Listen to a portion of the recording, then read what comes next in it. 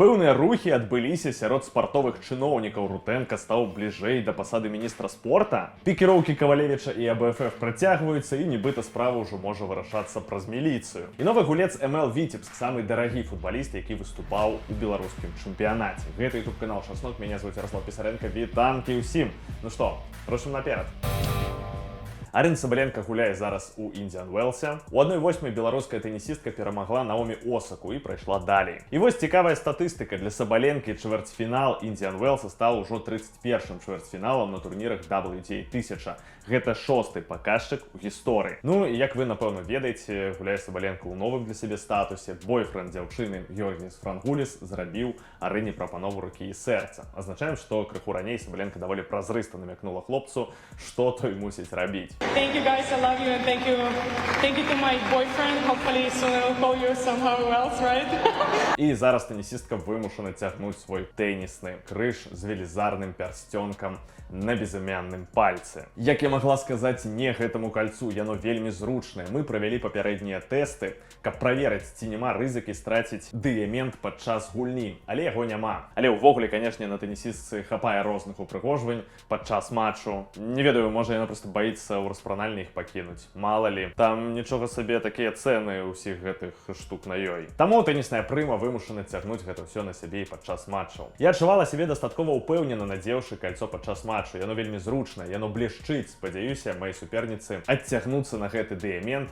і гэта пойдзе мне на карысць. Ну, ці так, можа, сапраўды такая тактыка. І тым часам у нас адбыліся пэўныя змены на пазіцыях спартовых функцыянераў. Федэрацыю тэніса ўзначаліў Александр Захарченко. Гэты чалавек быў вядомы па працы ў футбольным батэ. Там ён доўгі час быў намеснікам старшыні праўлення Анатоля Капскага. І вось зараз ён у Федэрацыі тэніса змяніў Сергея Рутэнку. Гэтая навіна вельмі цікавая ў кантэксце чутак ці там меркавань, што менавіта Рутэнка можа змяніць Кавальчука на пазіцыі міністра спорту. Цікавы дыялог адбыўся ў Захарченкі з журналістам пасля навіны пра вось гэтае вось прызначэнне. Мяркую, вы не сёння даведаліся, што ўзначаліце Федэрацыю тэніса. І адказ. Менавіта сёння Сергей Алексеевич Рутэнка унёс у якасці прапановы маю кандыдатуру. Ну, то бок даволі хутка падзеі тут разгортваюцца. Хоць Захарченка і казаў, што крыху раней былі нейкія там размовы, яшчэ ў мінулым годзе яму там прапаноўвалі стаць вось гэтым кіраўніком Федэрацыі тэнісу, але карацей цікава. Ну, то бок, калі сапраўды Рутэнка ўзначаліць міністэрства спорта. Напэўна, у такія часы яго кандыдатура бачыцца больш выйгрышнай. Чалавек усё ж такі са спорта, а не з арміі. Ну і скажу так, калі б у мяне нехта запытаўся, каго б я адправіў з Беларусі на перамовы вось з гэтымі рознымі міжнароднымі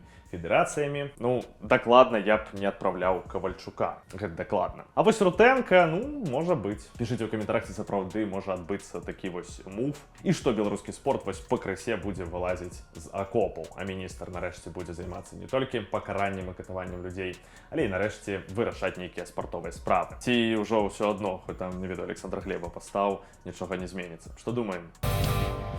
Далей давайте зноў вернемся да той сітуацыі, якая адбылася у беларускага трэнера Віталія Жукоўскага. Калі памятаеце, яго даволі раптоўна звольнілі з АТРАУ. Нейкай поўнай карціны мы дагэтуль не ведаем. Рэсурс Трыбуна Бай паспрабаваў разабрацца ў гэтай гісторыі, сапраўды мутнай, і вось па звестках розных крыніц у АТРАУ ёсць нейкі там ценевы кіраўнік, з якім Жукоўскі не знайшоў паразумення. Хто гэты чалавек, незразумела, але з беларускім трэнерам у іх адбыўся канфлікт у першую чаргу па пытаннях трансфераў і камплектавання складу. Ну і вось праз гэта Жукоўскі быў звольнены афіцыйна там па сходзе бакоў. Гісторыя зноў-такі цёмная, але ў інстаграме з'явілася некалькі стейтментаў на гэты конт. Віталь Жукоўскі ў развітанні выклаў пост з такім відэарадком, але там цікавей саундтрэк, які паклаў беларускі трэнер. Словы там такія. А вы кідалі словы, як нажы мне ў спіну. Думалі, я ўпаду, ды хер там не выйдзе. А вы танулі ў хлусні, а я плыў па праўдзе. Я не той, каб хіліцца, нават калі падаю. Гульня скончылася ваша, свет вас рассудзіць. Вось так трэнер сказаў усё, не сказаўшы нічога. Але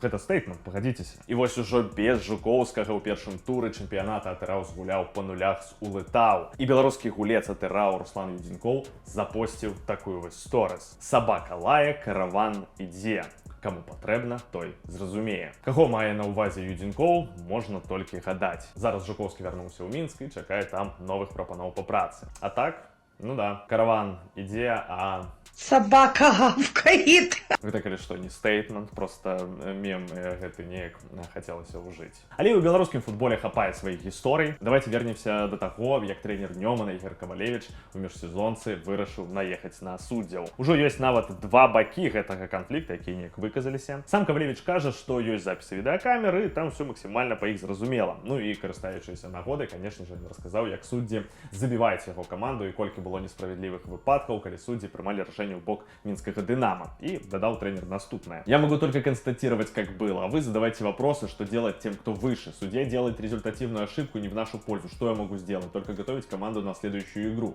Ошибки были, даже подтверждены. Я уже устал эту ерунду расхлебывать. Зачем мне это надо?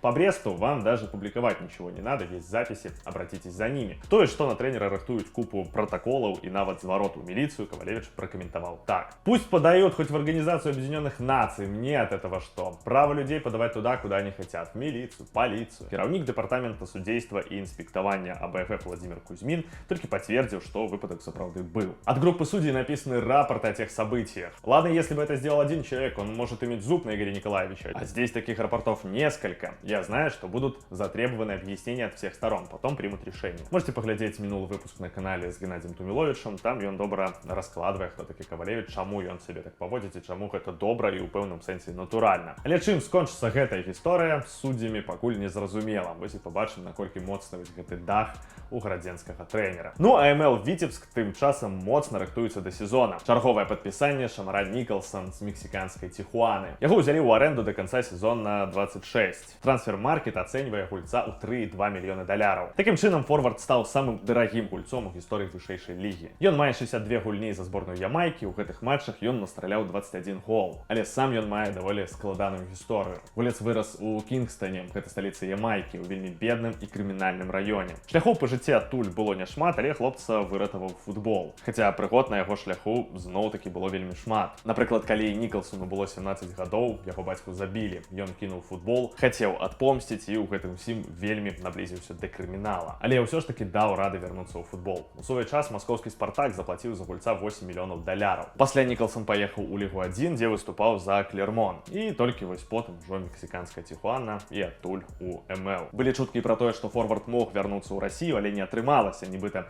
праз тое, што Нікалсон даўно не гуляў і маў пэўныя праблемы з фізічнай формай. Дарэчы, у Сочы ён мог зарабляць каля 40 000 еўра на месяц. Лагічна, што лічбы такога дыяпазону мусіць быць у МЛ, але хто вам тут скажа праўду. Але проста зноў азначаем, што падрыхтоўка у МЛ ідзе вельмі грунтоўная. Ну і ведаеце, нават калі Нікалсон сапраўды ў дрэннай фізічнай форме, для сучаснага чэмпіянату Беларусі гэта, мне падаецца, невялікая праблема. А да еўракубкавых матчаў форму ён, напэўна, набраць паспее. Сваю адзнаку трансферу даў Юрый Пунтус, дарэчы. Гэта мусіць быць фігура для нашага футбола, за якой цікава глядзець. МЛ, на шчасце, мае магчымасць запрасіць такога футбаліста, але калі ён едзе ў беларускі чэмпіянат, дык ён, напэўна, едзе толькі па грошы. Рост, амбіцыі і развіццё ў яго ўжо сцёрліся, грошы вышэй за ўсё. Але нічога дрэннага, калі МЛ цяпер можа плаціць добрыя грошы добрым футбалістам. Што думаеце, ці здолее МЛ з такім складам прайсці чэмпіянат у адну калітку? Ці там Дынамо дасць рады неяк пацігацца?